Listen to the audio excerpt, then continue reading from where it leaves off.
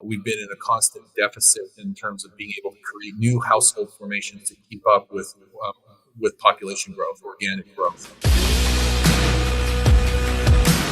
What's the number one thing that makes you confident and bullish in real estate in today's market? Well, it really comes down to one basic economic principle, and that's supply and demand. I mean, we can certainly drill down into this because it'll just put flesh on the bone. But the bottom line is this: there is a lack of supply relative to the amount of demand for housing units in the country. And this is not a new thing. This has been going on for many, many years. We've been in a constant deficit in terms of being able to create new household formations to keep up with population growth, organic growth. That's really the answer to your question. We can dive into that as much. Yeah, let's dive right into it. What are some of the numbers that you're seeing? Okay, so from a supply fundamental, we've been running a deficit for a long time. Actually, if you really go back far enough, you'll see that it's been going on for decades. But the last time we were in a point of equilibrium was right around 2007.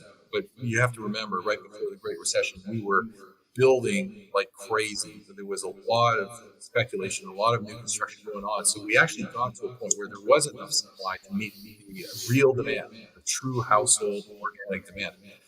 But ever since then, we got back into a place by 2012 where we were in a large deficit again. So Freddie Mac has recently said that between now and 2030, we could have a 4 million unit housing shortage. Now, that's not going to happen because builders are building like crazy and they're all on top of this game.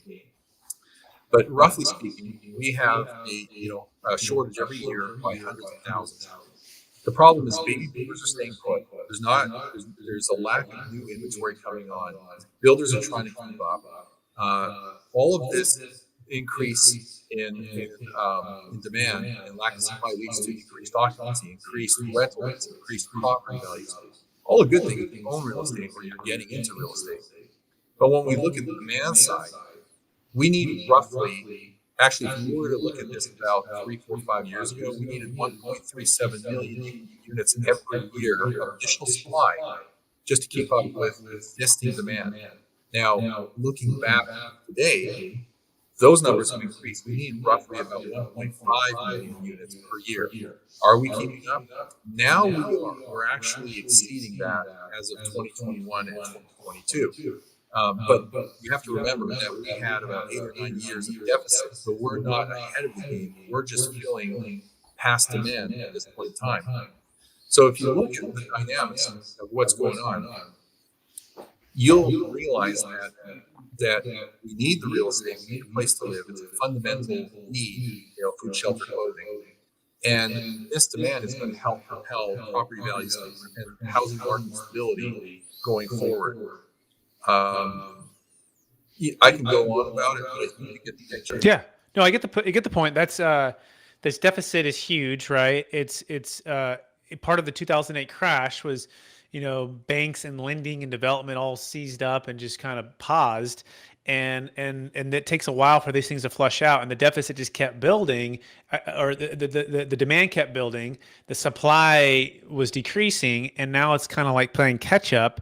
And now we're finally starting to maybe on a year by year basis hit some things, but we have this big deficit to make up for. So it's hard to get that boulder over the top of the other side.